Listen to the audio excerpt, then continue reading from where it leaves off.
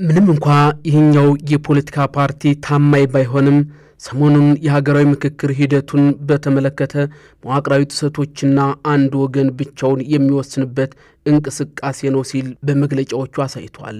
የአማራ ብሔራዊ ንቅናቄ አብን በሀገራዊ ምክክር ሂደት ላይ ከተራ የአሰራር ግድፈት የዘለሉ ተደጋጋሚና የተደራጁ ጥፋቶች ተፈጽመዋል ሲልም ከሷል። ይኸው ድርጅት ገዢው አካል መዋቅራዊ ጥሰቶችን እንደፈጸመ በማንሳት የከሰሰው ይህ የአብን ድርጅት በአዲስ አበባ ጉዳይ ላይ የከተማዋ ነዋሪዎች ድምጽና ፍላጎት በአግባቡ ሳይወከል መታለፉንም ጠቁሟል። አንድ ወር በሞላው የሀገራዊ ምክክር ጉባኤ ላይ እየተሳተፉ ካሉ ተቃዋሚ የፖለቲካ ፓርቲዎች መካከል አንዱ የሆነው አማራ ብሔራዊ ንቅናቄ አብን ይህንን ክስ ያቀረበው ቅዳሜ ነሐሴ 9 ቀን 2018 ዓ.ም ምሽት በወጣው መግለጫው ነው። ፓርቲው በምክክር ሂደቱ ታይተዋል ያላቸውን መዋቅራዊ ግድፈቶችና የመርህ ጥሰቶችንም በጥልቀት መገምገሙን ነው ያሳወቀው። ፓርቲውም በሂደቱ ውስጥ የታየው ሁኔታ ከተራ የአሰራር ግድፈት ወይም ከመደበኛ የፖለቲካ ልዩነት የዘለለ ሆኖ አግኝቸዋለሁም ሲል አክሏል። በግምገማው የደረሰበትን ድምዳሜ ነው የገለጸው። በሂደቱ ላይ የተፈጸሙት ተደጋጋሚና የተደራጁ ጥፋቶች የሀገራዊ ምክክሩን ተአማኒነት፣ አካታችነትና ገለልተኝነት እንዲሁም ፍትሐዊነት ጥያቄ ውስጥ የሚያስገቡ ሲልም አክሏል። አብን ምክክሩ ላይ ለታዩት መዋቅራዊ ጥሰቶች፣ ጫናዎችና ወገንተኛ አካሄዶችም ተጠያቂ ያደረገውም ገዢውን አካል ነው። መንግስታዊ መዋቅሮችን የአንድን ቡድን ፍላጎት ማስፈጸሚያነት የመዋል ጥረት እንደሚደረግም በስፋት አስተውለናል ሲልም በዚሁ በመግለጫው አስፍሯል። በገዢው አካል ተፈጽመዋል የተባሉት እነዚህ ድርጊቶችም ሂደቱ የሚጠበቅበትን ያህል ውጤታማ እንዳይሆንም ከፍተኛ ስጋት መደቀናቸውን ነው ያስረዳው። ይኸው ፓርቲ ይህንን ያለው ወደ ፍጻሜው የደረሰ ባለው የሀገራዊ ምክክር ሂደት በአጀንዳነት የቀረቡት 8 ጉዳዮች ላይ የተፈጠሩ አለመግባባቶች ተካረው በታዩበት ወቅት ስለመሆኑም ገልጿል። በተለይም የአዲስ አበባ ጉዳይ ለምክክር የቀረበበት የፌዴራል ከተሞችን የተመለከተው አጀንዳ በተቃራኒ ወገኖች ከተሰለፉ አካላትም የተለያዩ ሀሳቦች ሲሰነዘሩበት ቆይተዋልም ይላል።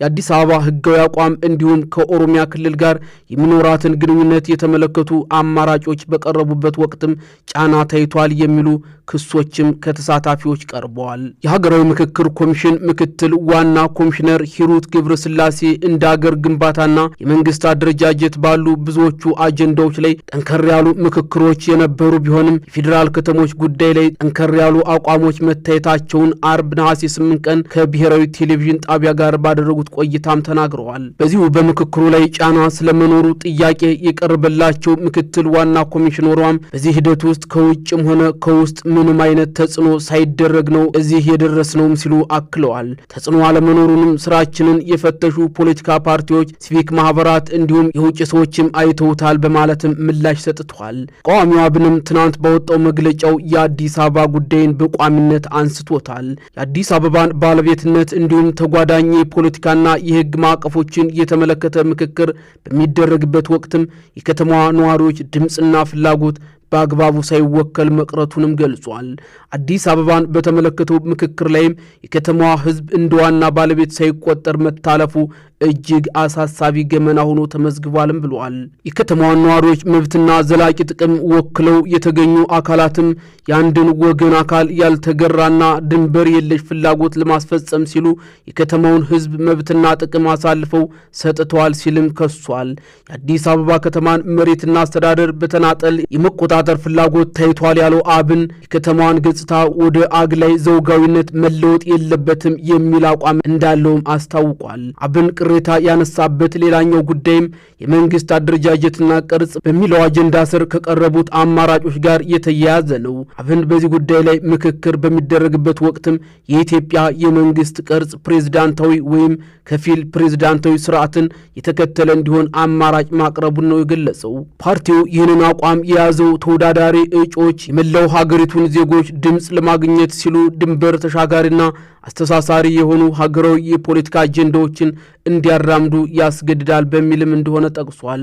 ምክክሩ እየተካሄደ በነበረበት ወቅት ግን የመንግስት አመራሮች፣ አባላትና ደጋፊዎች የሀገሪቱ መንግስት ቅርጽ በፓርላማ የሚመረጥ ፕሬዝዳንት እንዲኖረው የሚጠይቅ አማራጭ በድንገት ማቅረባቸውን አንስተዋል። ይህንን አማራጭ አምባገነንነትን በህግ ለማስፈን የሚደረግ ጥረት ሲልም የገለጸው ፓርቲው በሂደት ስልጣንን በአንድ ግለሰብ ወይም ቡድን እጅ ለማከማቸት እንዲያስችል ህጋዊ ሽፋን ከመስጠት ያለፈ ፋይዳም እንደሌለው ሊታወቅ ይገባል ሲልም ተችቷል።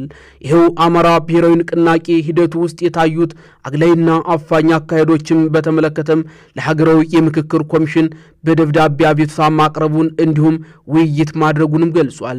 በተመሳሳይም ለገዢው ብልጽግና ደብዳቤ መጻፉንና ፓርቲው ከፍተኛ አመራሮች ጋር መነጋገሩንም ጠቅሷል።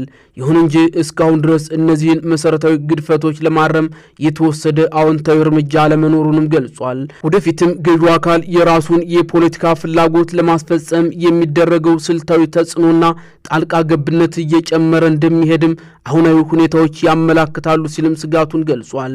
የፓርላማ የህግ አስፈጻሚና የጸጥታ መዋቅሮችን በመጠቀምም ከምክክሩ የሚመጡ ምክረ ሐሳቦችን በተዛባ መልኩ ወደ ራሱ የፖለቲካ መስመር ለማስገባት ሊሞክር ይችላልም ብሏል። አብን አንድ ወገን ብቻውን የሚወስንበት አግላይና አምባገነናዊ ስርዓትን የመጫን እንቅስቃሴ የማይቆም ከሆነ ለሂደቱ እውቅና የማይሰጥና የማይተባበር መሆኑን በመግለጫውም አሳውቋል። የሀገራዊ ምክክር ኮሚሽን የለያቸውን 8 ዋና ዋና አጀንዳዎች የተከፋፈሉት 8 ቡድኖች ያንዳንዳቸው በተለያዩ ደረጃዎች ሲያደርጉ የነበሩትን ውይይት ማጠናቀቃቸውም ተገልጿል። በአሁኑ ወቅት ቡድኖቹ ያዘጋጇቸውና የተስማሙባቸው ምክረ ሐሳቦች 4000 አባላት ላሉት ጠቅላላው ጉባኤ ከመቅረቡ በፊትም የተናበበ የተጣጣመና የተደራጀ እንዲሆንም እየተደረገ መሆኑን ነው ኮሚሽኑ ያሳወቀው። ይህ በእንዲህ እንዳለ የአዲስ አበባን ጉዳይ ቅርቃር ውስጥ ያስገባው ከበላይ የመጣ ሐሳብና የምክክር ኮሚሽኑ ምላሽ። አዲስ አበባ ከተማ የምክክር ሂደቱ ዋና መነጋገሪያ አጀንዳ ሆናለች። ለምክክር ከቀረቡት 8 ዋና ዋና አጀንዳዎች ውስጥም አንዱ በሆነው የፌዴራል ከተሞች ስር የተካተተው የአዲስ አበባ ጉዳይ የምክክሩን ሂደት የጎተተ ዋነኛ አጀንዳ ሆኗል ይላሉ። በዚህ አጀንዳ ላይ ከሚመካከሩት አንዱ ለቢቢሲ በሰጠው አስተያየትም እስከ 250 ቡድን ባለው ምክክር ላይም ከሁለት አጀንዳዎች በላይ ዘግይቶ በከፍተኛ ልዩነት ታጅቦ የተጠናቀቀው ይህ የአዲስ አበባ ከተማ ጉዳይ ነው። ይህን ያሉት የምክክሩ ተሳታፊዎችም በሂደቱ ላይ በንቃት ተሳትፈዋል። ማንነታቸው እንዲገለጽ ግን አልፈለጉም። ምክክሩ በኢትዮጵያ ላሉ ችግሮች አንዳች መፍትሄና አስተዋጽኦ ሊያመጣ እንደሚችል ከፍተኛ ተስፋ ሰንቀው ለመሳተፍ እንደወሰኑም ይናገራሉ።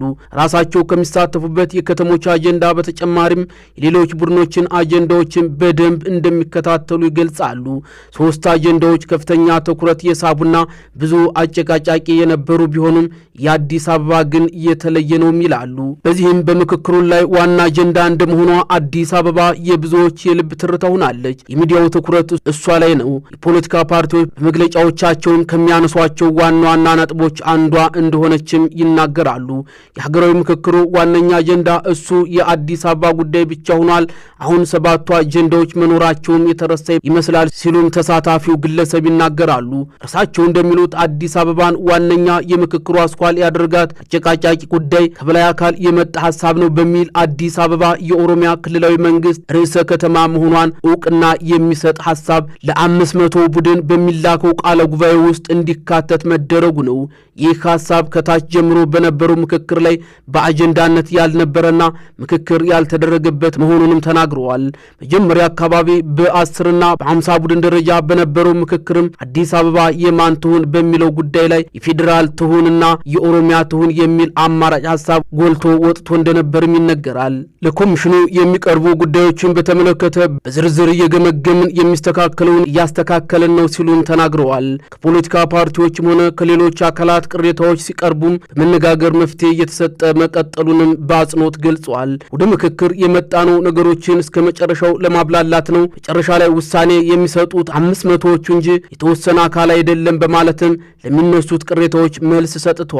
የፓርቲውን እርምጃ የምክክር ሂደቱ በሚገባ ባለመገንዘብ ወይም አላግባብ ጫና ለመፍጠርም የተደረገ እንደሆነም የገለጹት የምክክር ኮሚሽኑ ናቸው። በተመካካሪዎች መካከል አንዳንዴ መዘላለፍም አጋጥሞናል ያሉት ፕሮፌሰር መስፍንም ይህ ከምክክሩ የሥነ ምግባር መመሪያ ጋር የማይጣጣም ቢሆንም ያለውን ስሜት በመረዳት አለመረጋጋት እንዳይፈጠር በተቻለ መጠን በጥበብ ነው እስካሁን ይዘነው የመጣ ነው ሲሉ አክለዋል። ከባለስልጣን ጣልቃ ገብነት ጋር በተገናኘም ለተነሳላቸው ቅሬታ በሰጡት ምላሽም ርዕሳነ መስተዳድሮችና የከተማ ከንቲባዎች በተለያየ ቡድኖች መሃል እየገቡ መታዘብና ማዳመጥ እንደሚችሉም ተናግረዋል። ለዚህም ምክንያቱ ባለስልጣናቱ የክልላቸውን አንዳንዶቹን የፌዴራሉን መንግስት ወክለው የመጡ እንደመሆናቸው ኃላፊነት ስላለባቸው ነው ሲሉ ገልጸዋል። ይሁን እንጂ አስተያየት የሚሰጡት ግን ራሳቸው በተመካካሪነት በሚሳተፉበት አጀንዳ ላይ ብቻ እንደሆነም ያስረዳሉ።